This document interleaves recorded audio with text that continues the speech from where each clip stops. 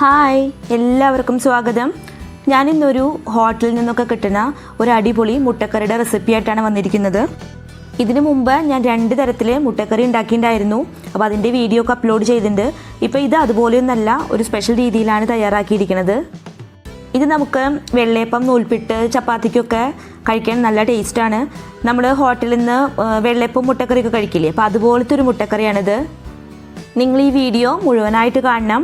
അതിനുശേഷം നിങ്ങൾക്ക് ഈ വീഡിയോ ഇഷ്ടമാണെങ്കിൽ നിങ്ങൾ തീർച്ചയായിട്ടും എൻ്റെ ചാനൽ സബ്സ്ക്രൈബ് ചെയ്യണം. അപ്പോൾ നമുക്ക് വീഡിയോയിലേക്ക് കിടക്കാം. ഈ കോഴിമുട്ടക്കറി തയ്യാറാക്കാനായിട്ട് ഞാനിവിടെ ഒരു പാൻ ഗ്യാസ് സ്റ്റവിൽ വെച്ചിട്ടുണ്ട്. അതിലേക്ക് 2 ടേബിൾ സ്പൂൺ വെളിച്ചെണ്ണ ഒഴിച്ചു കൊടുക്കുകയാണ്. വെളിച്ചെണ്ണ ചൂടായിട്ട് വന്നു തുടങ്ങിയിട്ട് ഇനി ഇതിലേക്ക് നമുക്ക് ഒരു 3 സവാള ചെറുതായിട്ട് നുറുക്കി വെച്ചതാണ്, അത് ചേർത്ത് കൊടുക്കാം. അടുത്തതായിട്ട് ഒരു 4 പച്ചമുളക് ചെറുതായി നുറുക്കി വെച്ചതും കൂടി ഈ സവാളയിലേക്ക് ഇട്ട് കൊടുക്കുകയാണ്. ആവശ്യത്തിന് കറിവേപ്പിലയും കൂടി ചേർത്ത് കൊടുക്കുന്നുണ്ട്. സവാള ഒന്ന് വേഗത്തിൽ വഴന്ന് കിട്ടാൻ വേണ്ടിയിട്ട് കുറച്ച് ഉപ്പ് ചേർത്ത് കൊടുക്കാം. അതിനുശേഷം ഇതെല്ലാം കൂടിയിട്ട് നന്നായിട്ടൊന്ന് ഇളക്കിയെടുക്കാം. സവാള ഒന്ന് ട്രാൻസ്പെറൻ്റ് ആയിട്ട് കിട്ടുന്നത് വരെ നമുക്ക് വെയിറ്റ് ചെയ്യാം. സവാള നന്നായിട്ട് ട്രാൻസ്പെറൻ്റ് ആയിട്ട് കിട്ടിയിട്ടുണ്ട്. ഇനി ഇതിലേക്ക് 1 ടേബിൾ സ്പൂൺ ഇഞ്ചി വെളുത്തുള്ളി പേസ്റ്റാണ് ഇവിടെ ചേർത്ത് കൊടുത്തേക്കണത്. അതൊക്കെ കൂടി ചേർത്ത് നന്നായിട്ടൊന്ന് ഇളക്കി കൊടുക്കാം. ഇതുകൂടാതെ ഇതിലേക്ക് 3 തക്കാളി ചെറുതാക്കി നുറുക്കിയതാണ്, ഇതും കൂടി ഇപ്പോൾ ചേർത്ത് കൊടുക്കുകയാണ്.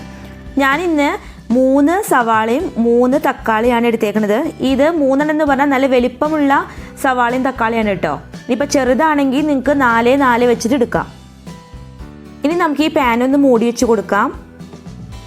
അതിനുശേഷം ഒരു 5 മിനിറ്റ് മീഡിയം ഫ്ലെയിമിൽ കുക്ക് ചെയ്തെടുക്കാം. തക്കാളി വെന്ത് കിട്ടുന്ന നേരം കൊണ്ട് നമുക്ക് ഇതിലേക്കുള്ള അരപ്പ് തയ്യാറാക്കിയെടുക്കാം. ഞാനിന്ന് നാളികേരം ചേർത്തിട്ടുള്ള മുട്ടക്കറിയാണ് ഇവിടെ തയ്യാറാക്കാനായിട്ട് പോണത്. ഇതിനു മുമ്പ് ഞാൻ സ്പെഷ്യലായിട്ടുള്ള 2 എഗ്ഗ് കറിയുടെ വീഡിയോ ചെയ്തിട്ടുണ്ടായിരുന്നു.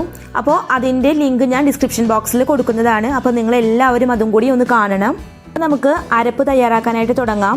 അതിനായിട്ട് ഒരു മിക്സർ ജാറിലേക്ക് മെഷറിംഗ് കപ്പ് കൊണ്ട് 1 കപ്പ് നാളികേരം ചിരകിയത് ചേർത്ത് കൊടുക്കുകയാണ്. കൂടെ തന്നെ 10 അണ്ടിപ്പരിപ്പും കൂടിയും ഇട്ട് കൊടുക്കുകയാണ്.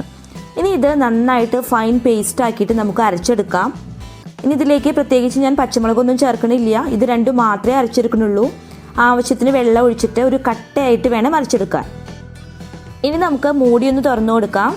ഇപ്പം നമ്മൾ 5 മിനിറ്റ് കഴിഞ്ഞു കേട്ടോ കുക്ക് ചെയ്യാൻ തുടങ്ങിയിട്ട്. തക്കാളി നന്നായിട്ട് സോട്ടായിട്ട് കിട്ടിയിട്ടുണ്ട്. ഇനി നമുക്കിതിലേക്ക് പൊടികൾ ഓരോന്ന് ചേർത്ത് കൊടുക്കാനായിട്ട് തുടങ്ങാം. ആദ്യമായിട്ട് 1 ടീസ്പൂൺ മല്ലിപ്പൊടി ചേർത്ത് കൊടുക്കാം. ഇനി ഇതിലേക്ക് ഒരു 1.5 ടേബിൾ സ്പൂൺ മുളക് പൊടി ചേർത്ത് കൊടുക്കാം. ഞാനിവിടെ കാശ്മീരി ചില്ലി അല്ല ഉപയോഗിക്കുന്നത്, സാധാ നല്ല എരിവുള്ള മുളക് പൊടിയാണ് ചേർത്ത് കൊടുക്കുന്നത്. ഇതിലേക്ക് 1/4 ടീസ്പൂൺ മഞ്ഞൾപ്പൊടി ചേർത്ത് കൊടുക്കാം. 1/4 ടീസ്പൂൺ ഗരം മസാലയുടെ പൊടി കൂടി ചേർത്ത് കൊടുക്കുകയാണ്. നിങ്ങൾക്ക് ഗരം മസാലയുടെ മണം ഇഷ്ടമാണെങ്കിൽ ഒരു 1/2 ടീസ്പൂൺ വരെ ചേർത്ത് കൊടുക്കാം. പക്ഷേ മുട്ടക്കറിയിൽ ഓവറായിട്ട് മസാലയുടെ മണം വേണ്ടാന്ന് കരുതിയിട്ട് ഞാനിവിടെ വളരെ കുറച്ച് മാത്രമേ ചേർത്ത് കൊടുത്തിട്ടുള്ളൂ. പൊടികളുടെ പച്ചമണം മാറുന്നത് വരെ നമുക്കൊന്ന് വഴറ്റിയെടുക്കാം. പൊടികളുടെ പച്ചമണമൊക്കെ നന്നായിട്ട് മാറിക്കിട്ടിയിട്ടുണ്ട്. ഇത് നമുക്കിതിലേക്ക് നേരത്തെ അരച്ചു വെച്ചിട്ടുള്ള അരപ്പ് ഒഴിച്ചു കൊടുക്കാം. നാളികേരും അണ്ടിപ്പരിപ്പും ചേർത്തിട്ടാണ് നമ്മൾ ഈ അരപ്പ് ഉണ്ടാക്കിയേക്കുന്നത്. അത് നല്ല ഫൈൻ പേസ്റ്റ് ആക്കിയിട്ട് കുറച്ച് വെള്ളം ചേർത്ത് അരച്ചെടുത്തതാണ്.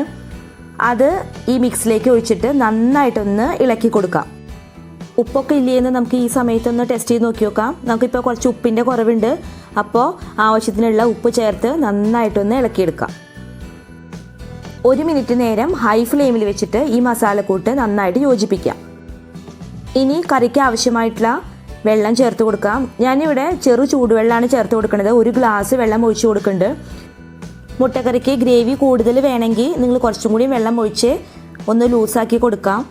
മുട്ടക്കറി നല്ല തിക്കായിട്ടാണ് ഇരിക്കുന്നത്, അതുകൊണ്ട് ഒരു 1/2 ഗ്ലാസും കൂടി വെള്ളം ഞാൻ ഒഴിച്ചു കൊടുക്കുന്നുണ്ട്.